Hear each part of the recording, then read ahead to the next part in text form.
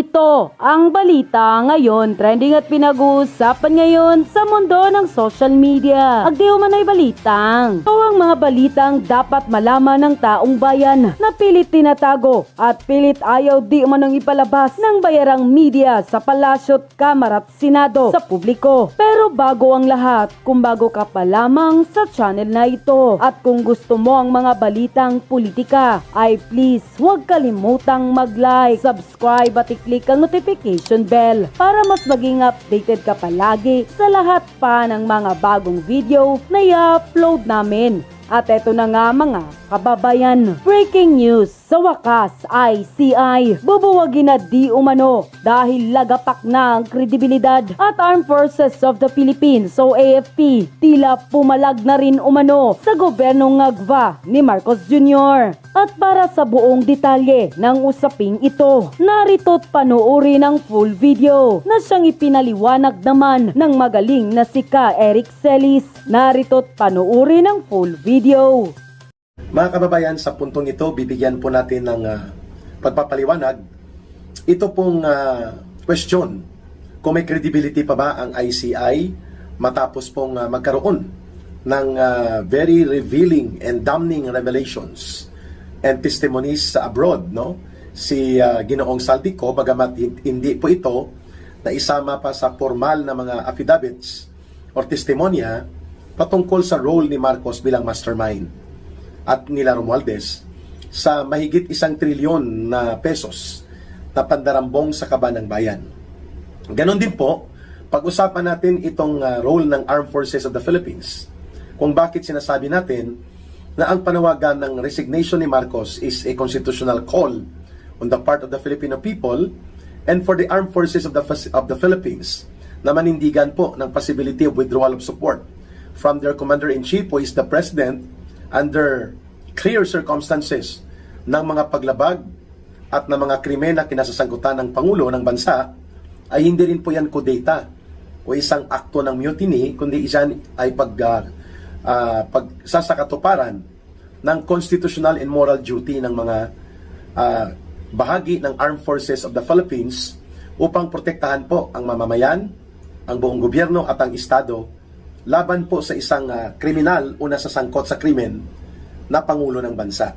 And for that case, ito po ngayon ang kinakaharap natin sa ilalim po ni Marcos Jr. Unahin po natin itong ICI na every other day, nagkakaroon po ng gimmick si Marcos gamit po ang kunwari ang investigative body na ayon sa kanya ay nagre-report daw sa ombudsman upang i-facilitate ang pagsasampa ng kaso. Parang lumalabas na siya ay nasa on top of the situation. Kanina lang po may lumabas na video na nagpapahayag siya na nag-uulat siya sa taong bayan. At para bagang pinapalabas ni Marcos na siya ang pinakasentro na nagkukumpas sa paglaban sa korupsyon. Well, in fact, siya nga ang itinuturo na mastermind. Ito pong doble kara na taktika ni Marcos at pagpapakapalmoks o kapalapog ay pagpapakita po ito ng desperadong aksyon. Dati hindi man niya ito ginagawa na palaging umaharap sa media, no? Ngayon, sa pamamagitan nitong binuo niya na isang questionable and legally bogus na body dahil hindi siya pwedeng bumuo ng isang opisina kung walang kaakibat na legislation o batas na ipinasa ang Kongreso. At dahil ito ay pinupunduhan ng kaban ng bayan, there must be a corresponding appropriations law as well as a law creating that office, which by all indicators, wala pong ganun na pinagbabatayan ang ICI. Wala po itong batas, walang kapangyarihan na gumawa ng batas si Marcos. Limited lang po siya sa mga presidential proclamation and executive order. Pero yung parang regular na opisina, may regular na pundo, at hindi dumaan sa pagbubuo ng batas mula sa Kongreso, both the House of Representatives and the Senate, makes the ICI existence questionable. Subalit alam natin na binuo ito ni Marcos, hindi para lamang sa investigasyon, kundi para gamitin po ito sa kaniyang showcase to cover up and whitewash yung kanilang kriminal na pananagutan ni Romualdez na kanyang pinsan. At kung kaya, para lumabas na kapanipaniwala ang diskarte niya na ang ICI ay kunwari ang isang independent investigative body, panay po ang mga pa-interview ngayon ni Marcos. Na alam naman po natin ito ay mga desperate move na ginagawa niya sapagkat sapol na sapol po siya. Tinamaan si Marcos nitong ginawang pagbubunyag ni Saldico. At sinundan pa ng pagsisiwalat ni Senator Amy Marcos kung gaano kalala po ang pagkalulong sa illegal na droga ni Marcos Jr. So question of credibility, ang ICI po ay walang credibility. Ito ay self-created whitewash and cover-up body ni Marcos, more of propaganda po ito. Subalit, pinapalabas ni Marcos na ito ay mayroong mandato na magsagawa ng investigasyon at magpatawag ng kunwari mga testigo o kaya mga hakbang related to a regular office which in reality hindi po na-create by law na nagpasa ang Kongreso ng isang batas na nagbubuo ng ICI.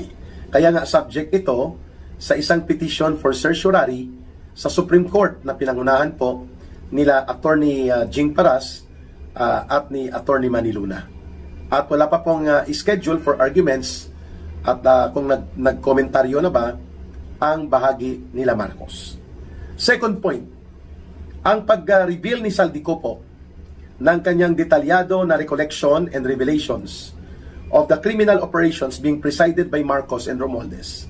Nakabatay po ito sa kanyang direktang kaalaman at direktang partisipasyon na hindi sinasagot ni Marcos. Pinagkikibit balikat niya as if walang bigat ito sa katotohanan na nagdi-deliver ng mga kinulimbat at kinurakot na pera si Saldico at mga tauhan niya pareho sa kay Martin Romualdez at kay Marcos. There is no categorical refute or rebuttal na nailabas si Marcos other than denial. Pareho po sila ni Romualdez, no? Samantalang si Saldico naglalabas ng mga ebidensya, resibo, salaysay, mga narrative of events and recollection of situation, including po ang mga pictures ng maleta na mga pera na pinaghahatid po ng kanyang mga tauhan.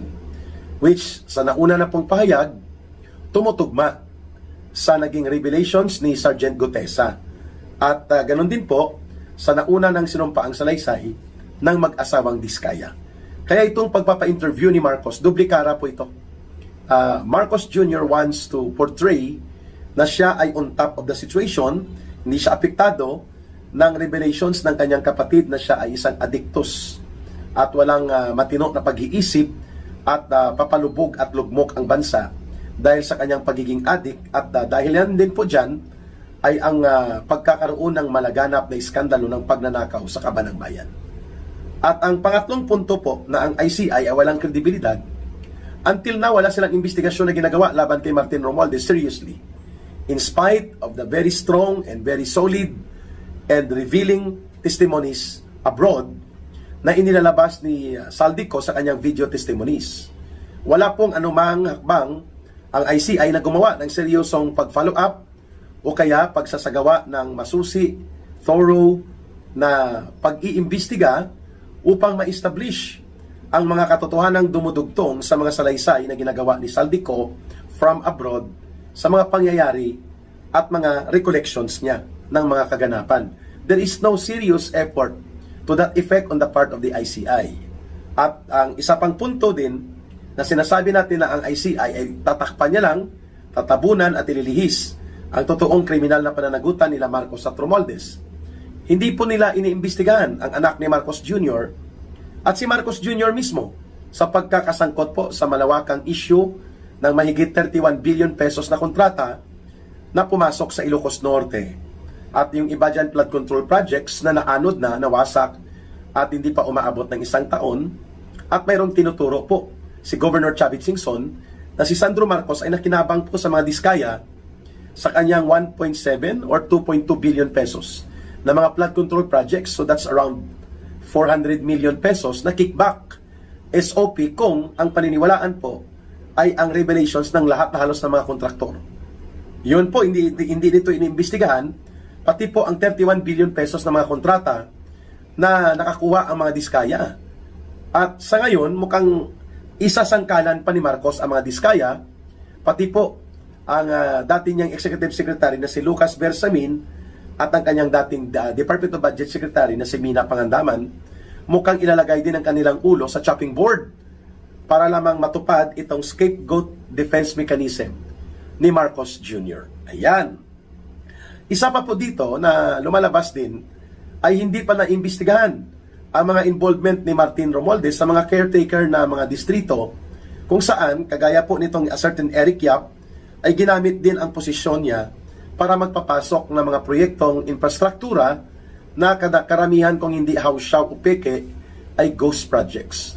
As per revelations naman din ito dito sa isang special report na inilabas po ng Bilyonaryo News Online na sa Palawan alone ay mahigit 2 billion pesos ang mga proyekto na pinasok ni Martin Romualdez doon sa caretaker government or caretaker district na siya ang umahawak sa Palawan. Ngayon, nagtatanong ang taong bayan sa ICI, why are you not investigating this?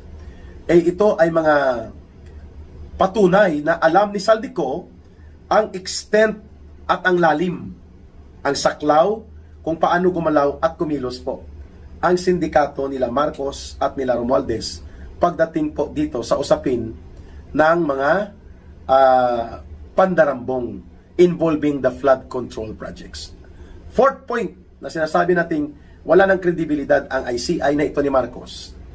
Hindi nga nila inimbestigahan itong revelations din na lumabas sa Kamara de Representante sa House of Representatives na nagkaroon ng 4,000 flood control projects si Marcos na ipinatupad at inaprubahan niya gamit po ang unprogrammed appropriations. So therefore, si Marcos pala ay involved sa unprogrammed appropriations sapagkat under the Executive Order 92, ang Department of Budget Secretary is only recommendatory approval.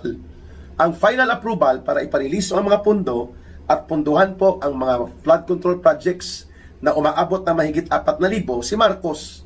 So bakit hindi ito inimbestigahan ng ICI upang matingnan at magkaroon din ng case build-up kung totoong independent investigating body ang ICI. Similarly, ang pagkawala po ng integridad at kredibilidad ng ICI dito sa sumasabog na iskandalo ng paglalantad na ginawa ni Ginoong Saldico at sinundan pa ng revelations ni Senator Amy Marcos sa pagdudurog sa illegal na droga ni Marcos Jr., umaabot din po ito sa pagkawala ng kredibilidad na rin ng Senate Blue Ribbon Committee. Sapagkat yung mga gusto mag-testify po, ay siya pa pong inaharas at tinatakot nila Tito Soto at nila Ping Lacson. Samantalang itong mga pinagbubulgar, mga ibinubunyag ni Saldico, deadma si Ping Lacson at si Tito Soto, at ang pinagdududahan nila si Saldico pa. Samantalang nagpapakita na po si Saldico ng kanyang direktang kaalaman. May kaugnayan sa sindikato nila Marcos, hindi pa rin po nakukumbinsi sila Tito Soto na may bahid ng katotohanan ang pinagbabanggit ni Ginoong Saldico. At ito pa, not even si Governor Chavit Singson ay inimbitahan ng ICI o ng Senate Blue Ribbon Committee para kuhanan ng testimonya at ng kanyang salaysay sa sinasabi niya na si Sandro Marcos ay mayroon pong mga mahigit 2 billion pesos worth of infra projects sa flood control projects na halos hindi napakinabangan, ngunit pinagkapirahan.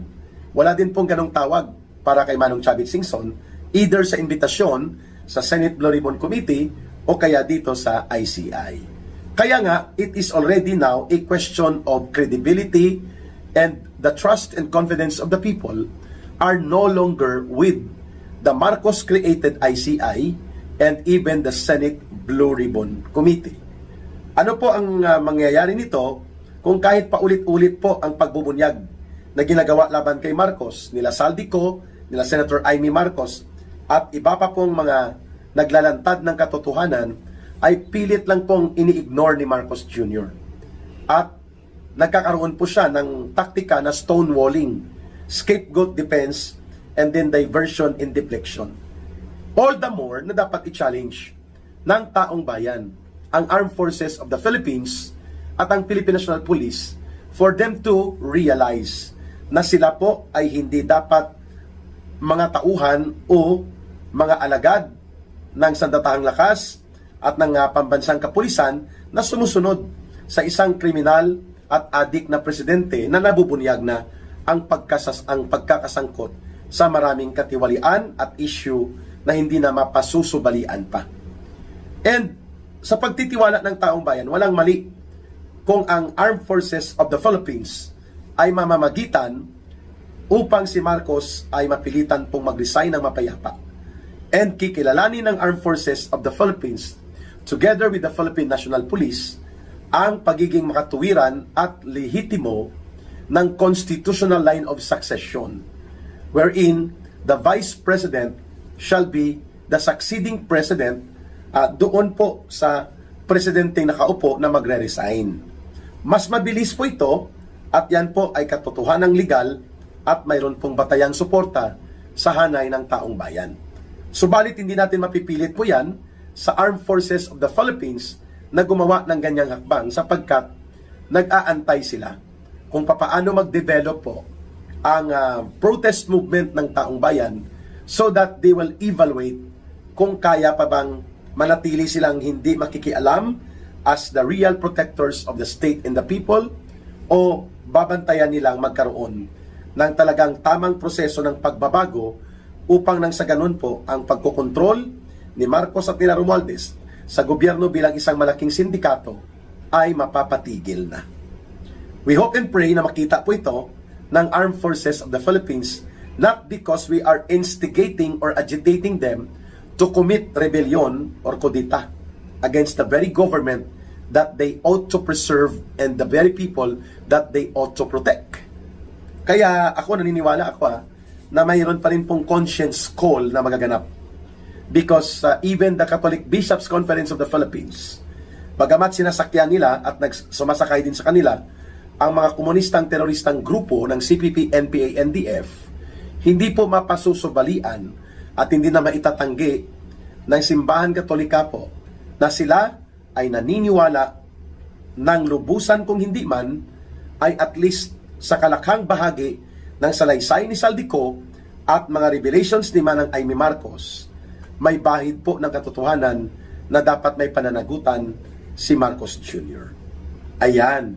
Kaya sa November 30 po, mga kababayan, bantayan po ninyo kung ano ang magiging anunsyo ng Catholic Bishops' Conference of the Philippines. Pero on the part po namin sa Marcos Resign Movement at sa Marcos Layas na network, ay kikilos kami along EDSA. Kung saang partikular na bahagi ng EDSA at ilang beses kaming kikilos po dyan, ay i-anunsyo na lang ni Ka Eric. Ayon.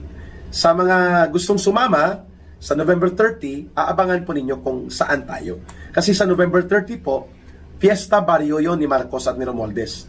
Ibig sabihin, pinunduhan nila yon upang ang CBCP itolerate nila at tanggapin na nandyan po ang mga dilaw at pink zombies at nandyan din po ang mga komunistang terorista. Subalit, wala silang common call na dapat bumaba na si Marcos sa kanyang pagiging Pangulo, harapin ang kriminal na pananagutan before the bar of justice. Kaya, hindi po nakakapagtaka na itinuturo na ang nagpupundo sa kanila sila Marcos at Romualdez sapagkat nakikinabang sila na hindi makakaupo by way of constitutional succession si Vice President Sara Duterte. Ayon. Kaya pala, sinasabi nila Teddy Casino, mga komunistang teroristang grupo at ng mga hilaw na komunista nila Virus at nila Dilima na hindi daw karapat-dapat si Sara Duterte na magiging Pangulo dahil corrupt din siya. Samantalang 3 times na po napatunayan ng Vice President na sa ilalim ng Commission on Audit Report, hindi po siya nagnakaw o hindi siya magnanakaw. Kaya nga, ano man ang gagawin ngayon ng mga komunistang teroristang grupo at ng mga kaalyado nila, wala na pong epekto ito sapagkat made na ang mind ng taong bayan.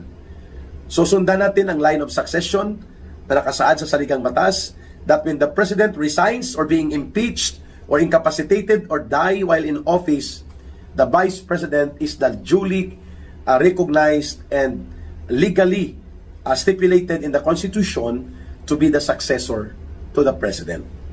Kaya, ito po ngayon ang atake nila. Kunwari, pinupuna nila si Marcos, itong simbahan katolika, pero ang bigat ng atake nila at mga galawan, anti-Sara Duterte. Because na takot sila na muling manumbalik po ang Duterte brand of leadership. But they cannot hold back history. Kapag mangyayari po yan, mangyayari po yan. At mukhang doon tayo patungo sa pagdaloy ng kasaysayan, sa pagbabago ng gobyerno, at muling pagtatag ng ating bayan at lipunan sa tamang pamamahala. Maraming salamat sa panunood at pagsubaybay, pag-share at pag-like at pag-promote ninyo ng ating mga video analysis at video talakayan. At yun na nga mga kababayan, ano na ang masasabi mo? Kung mayroon kayong hinaing at komento patungkol sa balitang ito, please comment down below. Pag-uusapan natin yan sa comment section. At kung nagustuhan nyo ang video, ay huwag kalimutang mag-like at i-share na din para mas marami pang makaalam at umabot ito sa marami sa ating mga kababayan.